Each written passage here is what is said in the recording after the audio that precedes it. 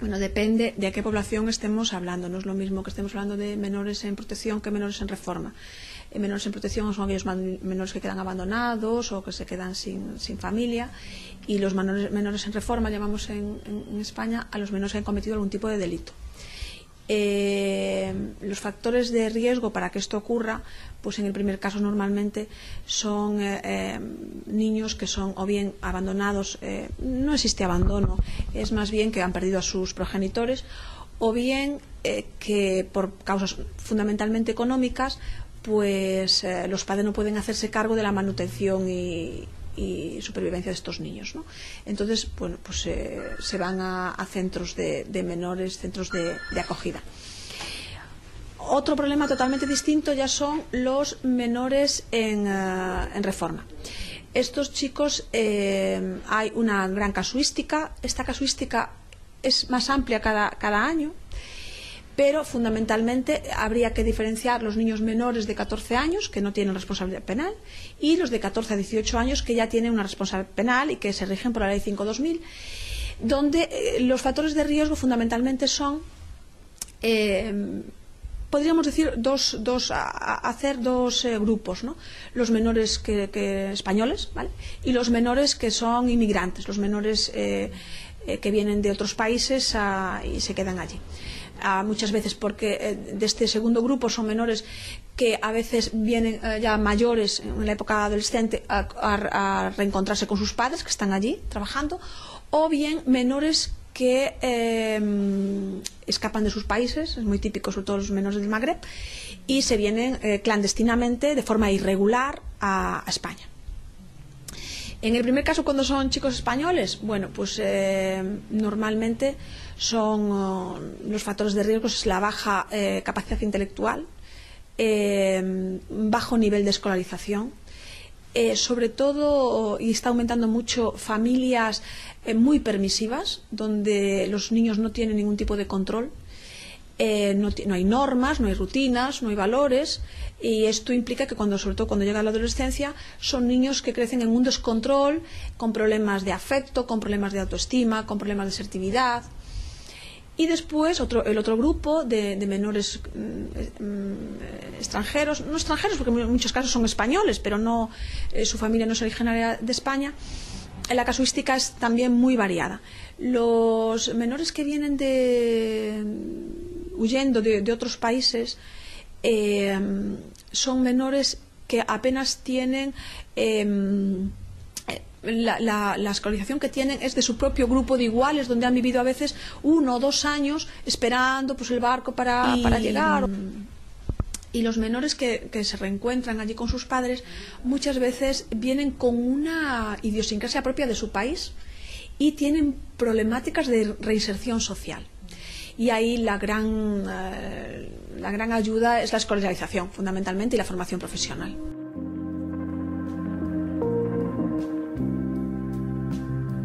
La mediación es una estrategia más, como otras, que se está empleando fundamentalmente en nuestro país, se está empleando mucho a nivel escolar, pero también en centros de menores. Estos menores muchísimas veces tienen problemas de control del estrés, de control de la ansiedad, de la ira, no saben comportarse, no saben que el otro le lleve la contraria, ¿vale? Dificulta su relación con los demás, y eso genera violencia. Hay un incremento, yo no diría que alarmante, pero vamos a ver, ahora los medios de comunicación dan mucha información que antes no existía. Yo me acuerdo cuando yo era pequeña también nos peleábamos, pero no pasaba nada. Al llegar a casa tu madre te castigaba el fin de semana y todo se quedaba ahí, ¿no?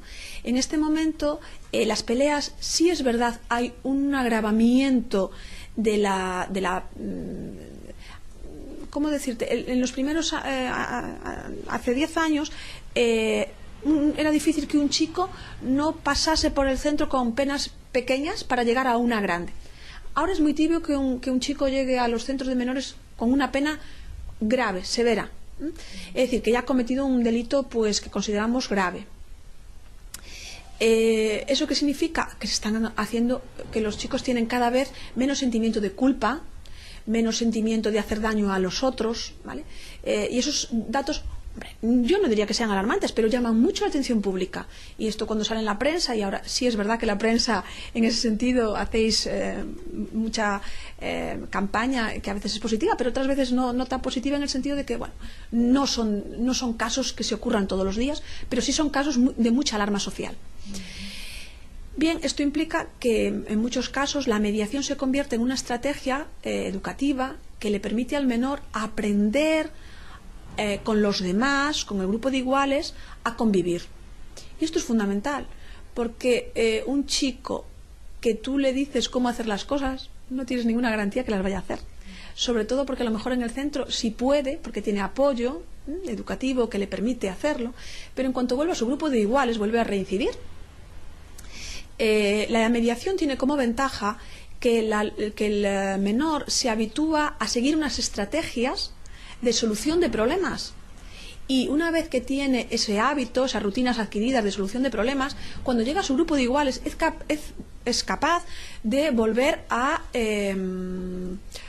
realizarlas, de volver a realizar lo que ya aprendió.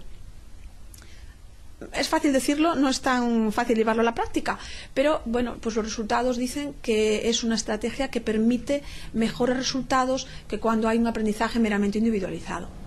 Entonces, normalmente la mediación se lleva a cabo en centros escolares, también en centros de menores, y lo que hace es que un educador busca la solución de problemas en el grupo donde se produce ese problema.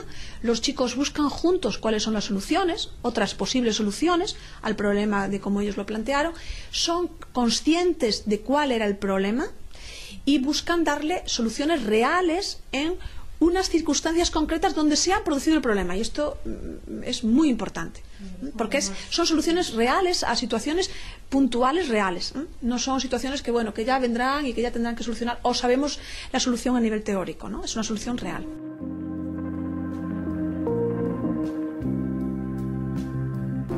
Cada vez está bajando más la media de edad. Normalmente los problemas de acoso, pequeñas peleas, se producen agresividad, se producen más entre los 14 y 15, de 13 a 15 fundamentalmente. Si ya estábamos hablando de violencia con agresión, con hurto, con violencia, estamos alrededor de los 16, 17 años. Y sí es verdad que ha aumentado, que es un dato que es preocupante, este porcentaje en las mujeres. Ya llega al 17%, que bueno, usted me dirá que es poco, y es poco, es verdad, pero hace 8 o 9 años estábamos hablando del 7%, del 2%, de 15 años, vale, ha aumentado mucho en los últimos 10 años.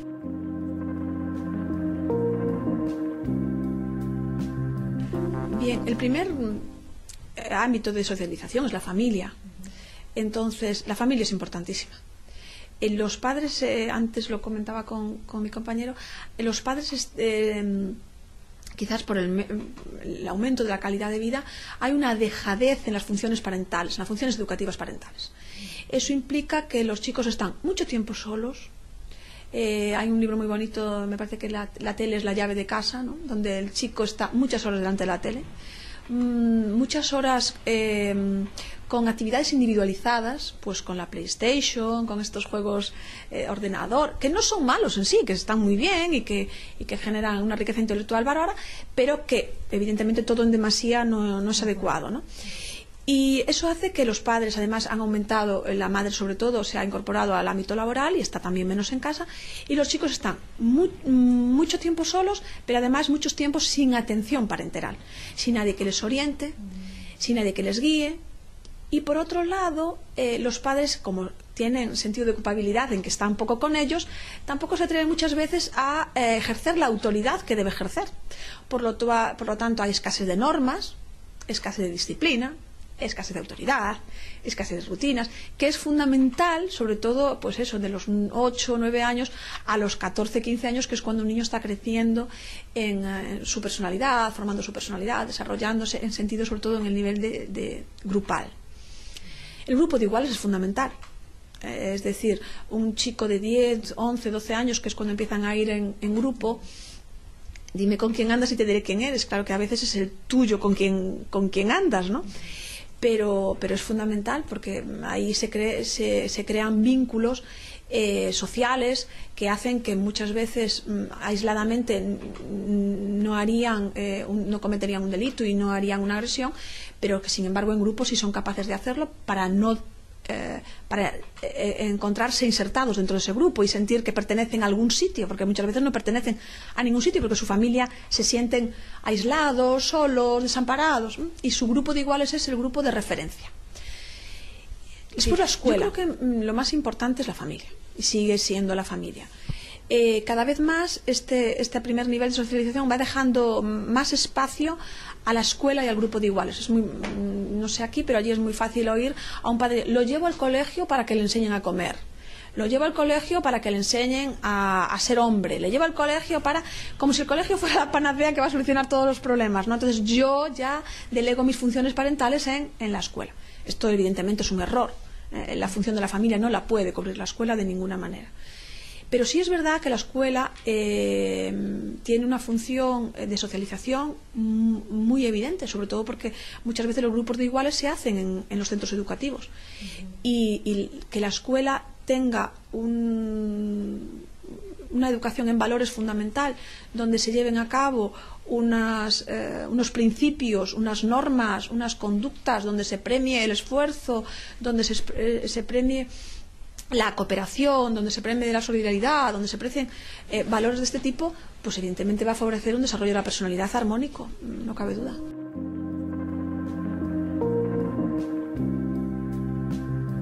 Me imagino que el nivel de delincuencia femenina es menor, porque la delincuencia femenina suele ser mayor en los países desarrollados, ¿no? Pero no tengo el dato real. Sí que es verdad que los programas educativos son similares en casi todos los países. ¿Por qué? Bueno, porque las personas son iguales, cambiarán los datos, cambiarán los perfiles, pero las personas pues lo que necesitan pues normalmente es amor, cariño, y para crecer sanos es fundamental. Necesitan autoestima, necesitan asertividad, necesitan disciplina, necesitan hábitos, necesitan rutinas. Y la mayoría necesitan deporte, por lo tanto, necesitan crecer con cultura, con una profesión que les permita insertarse a nivel laboral. Y estos son los programas que más o menos son similares. Yo estuve viendo los programas de Poder Judicial en Perú y los programas en España, y relativamente se fundamentan en este tipo de estrategias educativas.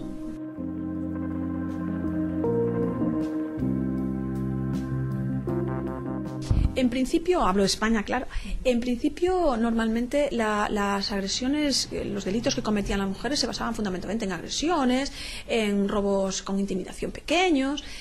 Curiosamente, no sé si tan curiosamente, a mí al principio me sorprendía, la mujer está incorporando a los delitos más graves. Claro, son porcentajes aún muy pequeños, esperemos que sigan así de pequeños, pero ya aparecen, por ejemplo, pues delitos con agresión, pues que colaboran en robos con fuerza, que se colabora ya incluso encubriendo, más que siendo los que cometen el delito, que encubren el delito, como encubridoras, incluso de asesinatos, se están incorporando ya a una gravedad del delito mayor. Pero bueno, son porcentajes todavía muy pequeños, la verdad. En este momento no podríamos decir que hay un sector femenino delictivo en nuestro país.